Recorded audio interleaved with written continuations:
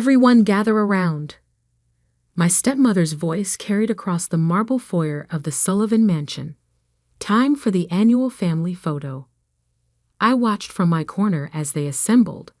My father in his perfectly tailored suit, my stepmother Victoria directing everyone into position, my stepbrothers Marcus and Andrew preening in their matching blazers. The photographer adjusted his lights, preparing to capture another perfect moment in the Sullivan family's carefully curated history. Sophia. Victoria's eyes landed on me with familiar disdain. Be a dear and adjust the curtains. The light's all wrong. At 28, I was still being treated like the help instead of family. But I didn't argue. I simply nodded and moved to the windows, knowing I wouldn't be invited into the frame. I hadn't been part of a family photo since I was 8 years old. Since Victoria had married my father and decided the daughter from his first marriage didn't fit her vision of the perfect family. Perfect, the photographer exclaimed. The Sullivans really are America's perfect business dynasty. If only they knew. Behind my quiet exterior, I smiled slightly. They had no idea that the security cameras recording this moment, like every moment in the Sullivan mansion, belonged to my company. No idea that their perfect facade was being archived on my servers, every secret and lie cataloged and time-stamped. 20 years of exclusion had taught me something valuable. The best place to observe is from the shadows. It started the day Victoria moved in. I was 8, still grieving my mother's death, when this former beauty queen swept into our lives with her 2 sons and her plans for the perfect blended family. Plans that, it quickly became clear, didn't include me. First came the accidental exclusions from family events. Then the separate dining arrangements. I wasn't ready for formal family dinners. By the time I was 12, I was essentially living in the guest wing, attended by staff, but otherwise forgotten. My father, consumed by running Sullivan Enterprises, didn't notice or didn't care. He was too busy grooming Marcus and Andrew to take over the company, too enchanted by Victoria's social connections to see what was happening to his own daughter. But being invisible had advantages. No one noticed when I started spending time with George, the head of mansion security. He taught me about camera systems, access controls, the invisible web of technology that protected the wealthy. No one cared when I chose to study cybersecurity in college instead of business like my stepbrothers. At least she's learning a trade. Victoria had sniffed when I announced my major. Someone has to manage the help. I graduated summa cum laude. No one from my family attended the ceremony. That same year, I founded Sentinel Security Solutions, though not under my own name. The company documents listed Sarah Chen as the founder and CEO. My college roommate had been happy to play the role of public face, understanding what I was building. Because while Victoria was busy planning galas, and Marcus and Andrew were playing at being executives, I was creating something powerful, starting with small contracts, building a reputation for excellence and discretion. Sentinel Security grew rapidly. The wealthy love their privacy, and they'll pay handsomely to protect it. Within 5 years, Sentinel was providing security for half of New York's elite, including, through a series of shell companies and subsidiaries, the Sullivan family. Victoria herself had insisted on upgrading the mansion's security after a series of high-profile home invasions in their social circle. She never looked closely at the company's ownership, never questioned why their bid was slightly lower than competitors. And so I watched. Every meeting, every private conversation, every backroom deal, all captured and stored on my secure servers. I saw Marcus embezzling from the company accounts, Andrew's drug habits and gambling debts, Victoria's secret meetings with business rivals. Most importantly, I saw my father's transformation from respected businessman to willing participant in corporate fraud. The perfect family's perfect facade was built on lies, corruption, and stolen money, and I had proof of all of it. Safia. Victoria's sharp voice pulled me from my thoughts. Stop dawdling with those curtains. We have guests coming for the foundation dinner. The foundation, Victoria's pride and joy, the Sullivan Family Charitable Foundation. On paper, it supported children's education. In reality, it was a sophisticated money laundering operation. The security cameras had captured plenty of evidence of that too. Yes, Victoria, I said quietly, adjusting the curtains one final time. As the photographer packed up his equipment, my phone buzzed with an alert from Sentinel's monitoring system. Another suspicious transfer from the foundation's accounts. $3 million moved through a series of shell companies before disappearing into an offshore account. I added it to my growing file of evidence. The question wasn't if I would expose them, but when. That evening's foundation dinner was exactly what you'd expect. Wealthy donors writing checks, Victoria making tearful speeches about helping underprivileged children, Marcus and Andrew working the room like the corporate princes they pretended to be. I stood in my usual corner, watching the security feeds on my tablet. Every camera angle perfect, every conversation recorded in crystal clear audio. Quite an operation you're running. I turned to find James Carter beside me, the FBI's lead investigator for financial crimes, though no one at the party knew that. He was here undercover, investigating rumors of corporate fraud at Sullivan Enterprises. I don't run anything, I said carefully. I just manage the security systems. He smiled slightly. Ms. Chen, you mean? Or should I say Ms. Sullivan? My heart stopped. I don't know what you're talking about. Relax. He sipped his champagne. Your secret's safe. We've been watching Sentinel Security for months. Very impressive work. Almost as impressive as the evidence you've been collecting. I studied him carefully. What do you want? Partnership. We're building a case, but your surveillance records would make it airtight. Together, we cooled. Safia. Victoria's voice cut through the crowd. Stop chatting and check the cameras in the East Wing. I thought I saw a light flickering. I gave James a bland smile. Duty calls. Excuse me. As I walked away, my mind was racing. The FBI was watching. The perfect family's perfect crime was about to unravel, and I had a decision to make. That night, after the guests had gone and the mansion was quiet, I sat in my private office, hidden away in the guest wing where no one ever visited. On my screens, the security feeds showed different scenes. Marcus in his study, shredding documents. Andrew making frantic phone calls to his bookie. Victoria in the garden, having a heated argument with someone on her phone. And my father. My father sat alone in his office, staring at an old photograph. I zoomed in the camera. It was a picture of him and my mother, holding a baby. Me. Before Victoria, before the perfect facade, before everything went wrong. For a moment, I felt a flicker of doubt. Could I really destroy them all? Then I remembered 20 years of exclusion, 20 years of being treated like a ghost in my own home, 20 years of watching them steal and lie and corrupt everything they touched. I opened my laptop and began composing an email to James Carter. The subject line was simple: evidence attached.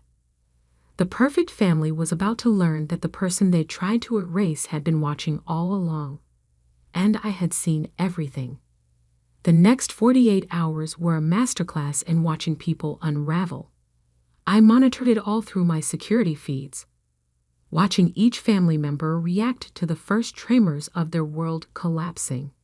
It started with a phone call to Marcus from the company's chief financial officer. The SEC is asking questions. The CFO's voice crackled through my perfectly placed microphones. They're auditing all foundation transactions from the past 5 years. Marcus paced his office, running hands through his perfectly styled hair. Stall them. Use the usual procedures. They've frozen the offshore accounts. All of them. I watched the color drain from my stepbrother's face as he realized their usual escape routes were closed. In another feed, I saw Andrew receiving similar news from his private banker. All his secret accounts, the ones he used for gambling debts and drug payments, were suddenly inaccessible. Victoria took longer to notice something was wrong. She was too busy planning the foundation's next gala, ordering staff around with her usual imperial manner, until her personal assistant interrupted with an urgent message.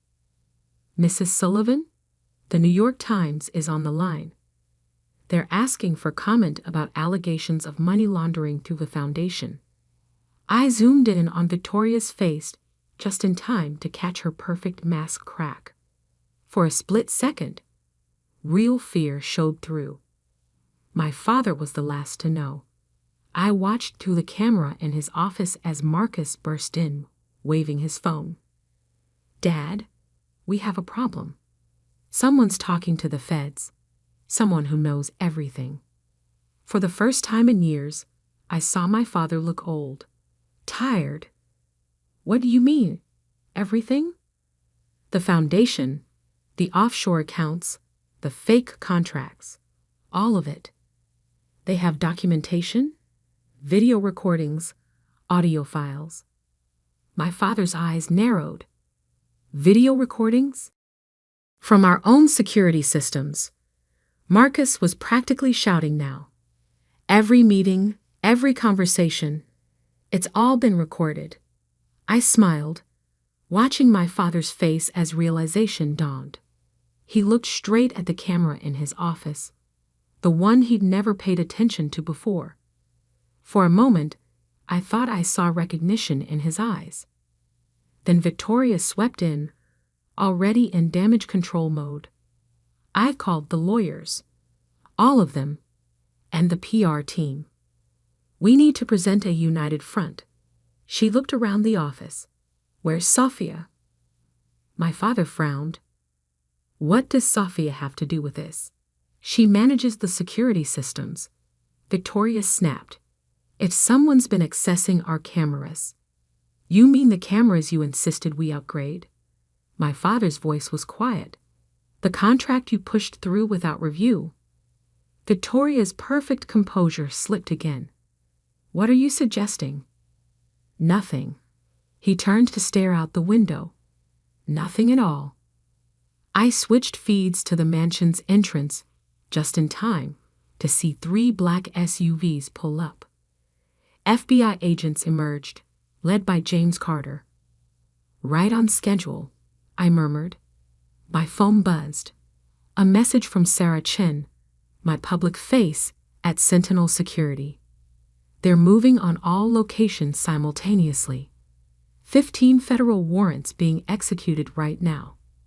I sent back a thumbs up, then switched my attention to the main foyer camera. Victoria was trying to prevent the agents from entering, waving papers from her lawyers. "This is harassment. We're upstanding members of the community." "Mrs. Sullivan." James Carter's voice was polite but firm. "We have warrants for the arrest of Marcus and Andrew Sullivan on charges of fraud, money laundering, and conspiracy. We also have a warrant to seize all electronic devices and security recordings from the premises." "Security recordings?" Victoria's voice rose an octave. "But those belong to Sentinel Security. You can't." "Actually," Carter smiled slightly, "we have full cooperation from Sentinel's CEO, Ms. Chin. Or should I say?" He looked directly into the nearest camera. Miss Sullivan? The silence that followed was deafening. I watched Victoria's face as she processed what he'd said, as she finally understood who had been watching all along. "No," she whispered. "That's impossible. She's nothing. She's no one. She," my father said quietly, "is my daughter, the one you told me to forget." I switched feeds again, watching as agents led Marcus and Andrew out in handcuffs. My stepbrothers were shouting about lawyers, about family loyalty, about how this must be some mistake. But my attention was on my father. He stood in his office, staring at that old photograph again. Then he did something that surprised me. He walked to the camera and spoke directly into it. "I'm sorry, Sophia. I should have seen what was happening. Should have protected you." He paused, then added softly, "Your mother would be ashamed of what I've become." For the first time since I started this, I felt tears in my eyes. My phone buzzed again. Another message from Sarah. They found the Foundation's real books. Victoria's being arrested too. I watched through the cameras as they led my stepmother out. Her perfect hair was mussed, her designer outfit wrinkled. She was crying, mascara running down her cheeks. "This is your fault," she screamed at my father. "You and your precious first wife's daughter. We gave you everything, the perfect family, the perfect image. Perfect." My father's laugh was bitter.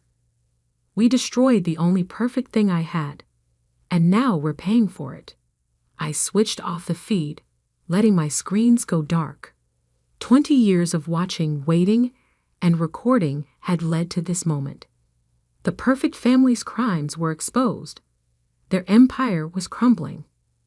But as I sat in my hidden office, listening to the chaos below, I realized this wasn't the end.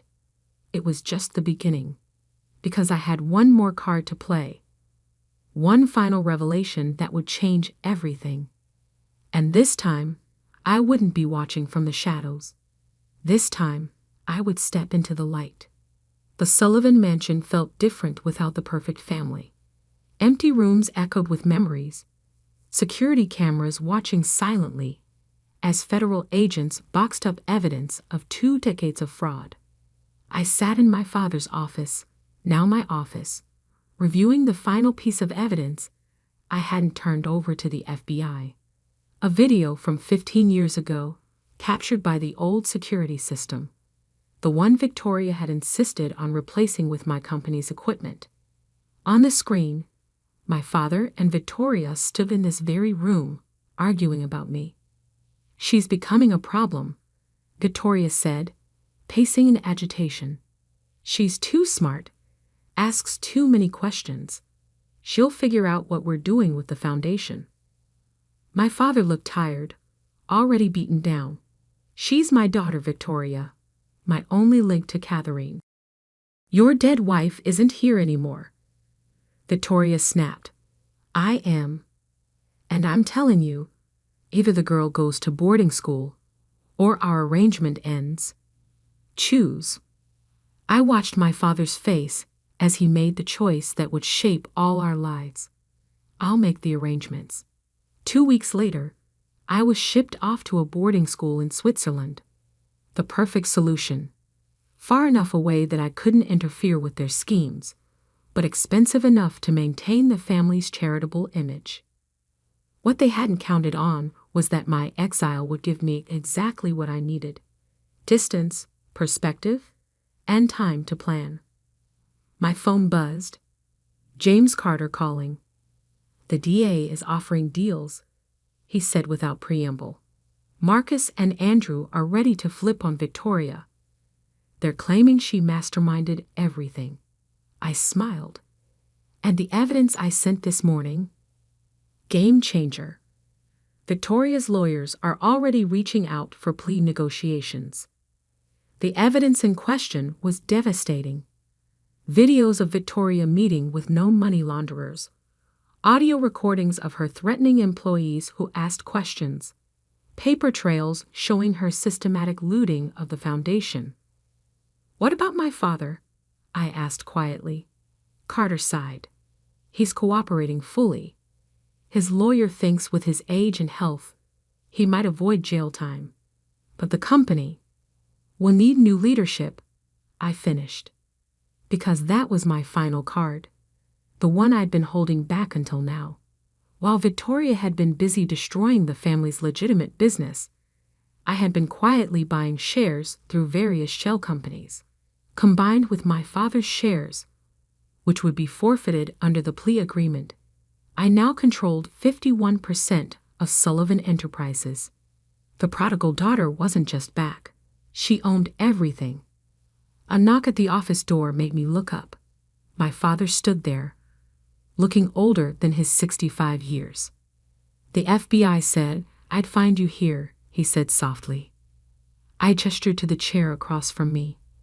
He sat down heavily, his eyes moving to the security camera in the corner. "All these years," he murmured, "you were watching, building your own empire while we destroyed ours." "Not destroying," I corrected, "transforming.